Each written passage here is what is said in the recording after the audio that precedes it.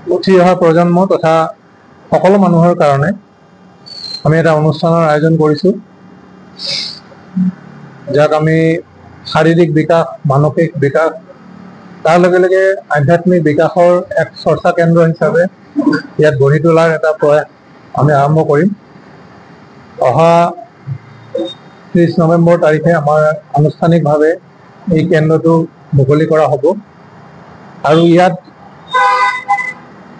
এই কেন্দ্ৰটোত থাকিব মূলতঃ আজি সামাজিক বিশৃংখলতাৰ যিটো প্ৰতিচ্ছবি আমি দেখিছোঁ চাৰিওফালে, এক অস্থিৰ পৰিৱেশ আমি দেখিছোঁ চাৰিওফালে, মানুহ অস্থিৰ হৈছে, মানুহৰ স্থিৰতা কমিছে, এনেকুৱা যেন ক'ৰবাত কিছু দৃশ্যই আমাক ব্যথিত কৰে আৰু তাৰ কাৰণে সেই কথাৰ প্ৰতি লক্ষ্য ৰাখি আমি মানুহখিনিক আহি থকা দিনটোত কেনেকৈ এক সুস্থিৰ পৰিৱেশ দিব পাৰোঁ, সামাজিক শান্তি দিব পাৰোঁ, সমাজৰ উন্নয়ন কৰিব পাৰোঁ, তাৰ কাৰণে এই অনুষ্ঠানটোৰ আয়োজন কৰা হৈছে। ইয়াত মূলতঃ যোগ শিক্ষাৰ পাঠদান হ'ব। যোগ শিক্ষা বুলিলে আমি জানো যে যোগ শিক্ষাই, যোগাভ্যাসে শাৰীৰিক, মানসিক আৰু আধ্যাত্মিক বিকাশৰ কাৰণে আমাক যথেষ্ট লাভান্বিত কৰে আৰু সেই কথাৰ প্ৰতি লক্ষ্য ৰাখিয়ে আমি এই অনুষ্ঠানটোত এই অঞ্চলৰ সকলো মানুহৰ কাৰণে আমি যোগৰ ব্যৱস্থা কৰিম আৰু যোগ আজি এক বিকল্প চিকিৎসা পদ্ধতি হিচাপেও আন্তৰ্জাতিকভাৱে স্বীকৃতি লাভ কৰিছে। বিভিন্ন বেমাৰ আজাৰৰ কাৰণে আজি আমাৰ নতুন নতুন বেমাৰ আজাৰে আমাক জুৰুলা কৰিছে। তাৰ বিপৰীতে আধুনিক চিকিৎসা বিজ্ঞানে অগ্ৰগতি লাভ কৰিছে যদিও আমি সকলো চিকিৎসা সকলো মানুহে পাবৰ কাৰণে সুলভ হৈ উঠা নাই। ব্যয়বহুল আধুনিক চিকিৎসাৰ কাৰণে বহু মানুহে নিজৰ বেমাৰটো দেখুৱাব নোৱাৰে বা চিকিৎসা কৰিব নোৱাৰে। তেনে পৰিপ্ৰেক্ষিতত আমি যোগাভ্যাসৰ দ্বাৰা ইতিমধ্যে প্ৰমাণিত হৈছে যে বিভিন্ন ৰোগৰ নিৰাময়ৰ কাৰণে বা তাক উপশম কৰাৰ কাৰণে যোগে এক বিকল্প চিকিৎসা পদ্ধতি হিচাপে আজি আন্তঃৰাষ্ট্ৰীয়ভাৱে স্বীকৃতি লাভ কৰিছে। অঞ্চলটোত আমি দেখিছোঁ যে বহুত মানুহ আছে যে সকলো চিকিৎসা সুলভভাৱে লাভ কৰিব পৰা নাই বা পাৰিলেও কেতিয়াবা তাৰ এটা পাৰ্শ্ব প্ৰতিক্ৰিয়াও থাকে এই চিকিৎসাবিলাকৰ। গতিকে আমি যাতে এক সুন্দৰ সমাজ গঢ়াৰ কাৰণে, এই বেমাৰ আজাৰখিনি নিয়ন্ত্ৰণ কৰাৰ কাৰণে আৰু এটা গুৰুত্বপূৰ্ণ কথা যে যোগাভ্যাসে সদায় বেমাৰ আজাৰ নিয়ন্ত্ৰণ কৰাৰ লগে লগে যোগ অভ্যাসে আমাক ৰোগ প্ৰতিষেধক ক্ষমতা দিয়ে। গতিকে সেইটো যাতে সকলো মানুহে ইয়ালৈ আহি যাতে সেই সুবিধাবিলাক লাভ কৰিব পাৰে, তাৰ কাৰণে আমি আপোনালোকক আজি ইয়াত নিমন্ত্ৰণ কৰিছোঁ। আপোনালোকৰ দ্বাৰা আমি সমগ্ৰ অসমবাসীক আমি জনাব বিচাৰিছোঁ যে এনেকুৱা এটা অনুষ্ঠান বহুত হৈছে, কিন্তু অনুষ্ঠান হ'লেও মানুহো আমাৰ বহুত সামাজিক ক্ষেত্ৰত আজি বহুত জনসংখ্যাও বৃদ্ধি হৈছে, তাৰ তুলনাত কিন্তু এনেকুৱা এক পৰিৱেশত এই ঠাইখনত এনে এটা অনুষ্ঠানৰ অভাৱ আমি পৰিলক্ষিত কৰিছোঁ আৰু সেইকাৰণে সকলো মানুহক যাতে উপকৃত কৰিব পাৰোঁ, বিশেষকৈ আমি উঠি অহা প্ৰজন্ম ছাত্ৰ ছাত্ৰীখিনিক যাতে সঠিক পথ দেখুৱাব পাৰোঁ। যোগাভ্যাস থাকিব, আমাৰ চিত্ৰকলা থাকিব, ছবিৰ বিষয়ে ইয়াত আমি অধ্যয়ন কৰাৰ সুযোগ দিয়াৰ এক প্ৰয়াস কৰিছোঁ। নৃত্যৰ ব্যৱস্থা থাকিব।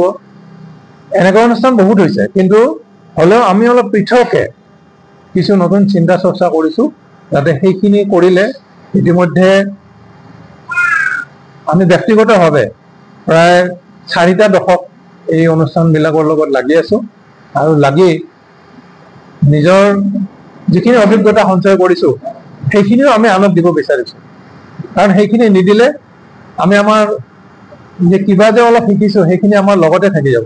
গতিকে আমি ভাবোঁ যে উঠি অহা প্ৰজন্মই এইবিলাক পাব লাগে আৰু তেতিয়াহ'লে সমাজখনৰ আগতে কোৱাৰ দৰে যিটো এক অস্থিৰ পৰিৱেশ সেইবিলাক নিয়ন্ত্ৰণ হ'ব আৰু সুস্থভাৱে জীৱন যাপন কৰাৰ লগে লগে তেওঁলোকৰ মনত এক ভাল চিন্তাৰ কাৰণে, ভাল কথাৰ কাৰণে প্ৰতিযোগিতামূলক এক চিন্তা বিকশিত হ'ব, যাতে ভাল কামৰ মাজেৰে তেওঁলোকে সমাজৰ কাৰণেও কিবা কৰিব পাৰে। এই কথাও আমি সৰুৰ পৰাই শিকাৰ এক বাতাবৰণ ইয়াত দিব বিচাৰিছো। প্ৰথমতে মই আপোনালোক চবকে ধন্যবাদ দিছো, আপোনালোকে আহিছে। মই এখন স্কুল আচলতে মোৰ আৰু মিষ্টাৰ মানে এটা ইচ্ছা আছিলে সমাজৰ কিবা কৰিবৰ কাৰণে, সেইকাৰণে আমি এইখন স্কুল খুলিছো। যিহেতু ময়ো আছাম স্কুল অফ ড্ৰামাৰ পৰা ডিপ্ল'মা কৰিছো, সেইকাৰণে মোৰ এই স্কুলখন খোলাত সুবিধা হৈছে। মই স্কুলখন খুলিছো আৰু আমাৰ মৰমৰ জুবিন দাক কৰি মই 30 তাৰিখে এখন আৰ্ট কম্পিটিশ্যন পাতিম। গ্ৰেটাৰ গুৱাহাটী আৰ্ট কম্পিটিশ্যনখনত আপোনাৰ 3টা কেটেগৰী হ'ব। তাতে আপোনাৰ এটা হ'ব আপোনাৰ 5 বছৰৰ পৰা 12 বছৰ, 12 বছৰৰ পৰা 18 বছৰ আৰু 18 বছৰৰ পৰা যিমানখিনি আছে, এনেকৈ 3টা কেটেগৰী হ'ব। ফাৰ্ষ্ট, ছেকেণ্ড, থাৰ্ড সেই হিচাপে আমি প্ৰাইজ ডিষ্ট্ৰিবিউচন কৰিম। আৰু যিহেতু মোৰ আগতে আমাৰ তালুকদাৰ দাই গোটেইখিনি আপোনালোকক কৈ গৈছে, এই স্কুলখন আমি যিটো য়োগাৰ ক্লাছ কৰিম সেইটো কোনো এজ লিমিট নাই, সকলো এজৰ মানুহে ইয়াতে ভাগ ল'ব পাৰে। আৰু মই বিচাৰো কি তেওঁলোকে লৈ আজিকালি যিমান বেমাৰ আজাৰ যিমানখিনি হৈছে বা আমি যিখিনি বয়সস্থ মানুহখিনিয়ে যিখিনি আমাৰ শৰীৰক আমি ধ্যান দিবলৈ নোৱাৰো, সেই অলপ সময় ওলাই আমি যাতে য়োগা কৰি আমাৰ শাৰীৰিক, মানসিক আৰু আধ্যাত্মিক ফালৰ পৰা আমি সুস্থ হৈ থাকিব পাৰো, তাৰ কাৰণে আমি বিশেষভাৱে এই চেষ্টাটো কৰিম।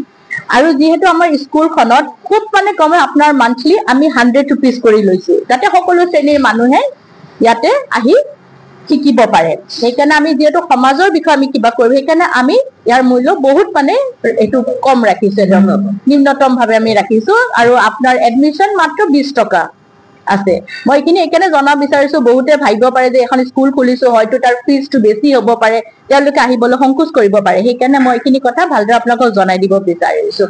আৰু 30 তাৰিখে ৰাতিপুৱা 9:30 বজাত মই স্কুলখনৰ ইনগ্ৰেশ্যন কৰিম আৰু লগতে সেইদিনাখনে সেই সময়তে আমি এখন আৰ্ট কম্পিটিশ্যন পাতিম। আৰু মই বিচাৰো কি সদৌ গুৱাহাটীৰ যিখিনি ল'ৰা ছোৱালীয়ে এই আৰ্ট কম্পিটিশ্যনত ভাগ ল'ব বিচাৰে তেওঁলোকে আহক, আহি ইয়াতে ভাগ লওক, আমাকো উৎসাহিত কৰক, যাতে আমি স্কুলখন খুলিছো আৰু ভৱিষ্যতত এই স্কুলখন যাতে আমি আৰু ডাঙৰ কৰিব পাৰো, বা এই স্কুলখনকে সংগতি ৰাখি আমি বহুতো কিছুমান কাম কৰিম বুলি ভাবিছো। যিহেতু কিছুমান আপোনাৰ ব্লাড ডনেশ্যন থাকে, কেম্প থাকে, এইটো কৰিম বুলি ভাবিছো, বা আপোনাৰ বিনামূল্যই স্বাস্থ্য শিবিৰ পাতিম বুলি ভাবিছো, বা আপোনাৰ বানপানীত কিছুমান সাহায্য দিম বুলি ভাবিছো। এনেকুৱা বহুত ধৰণৰ আমাৰ ইচ্ছা আছে কাম কৰিবৰ কাৰণে। সেই এইখন স্কুলৰ জৰিয়তে যাতে আমি এই কামবোৰ কৰি আগুৱাই যাব পাৰো,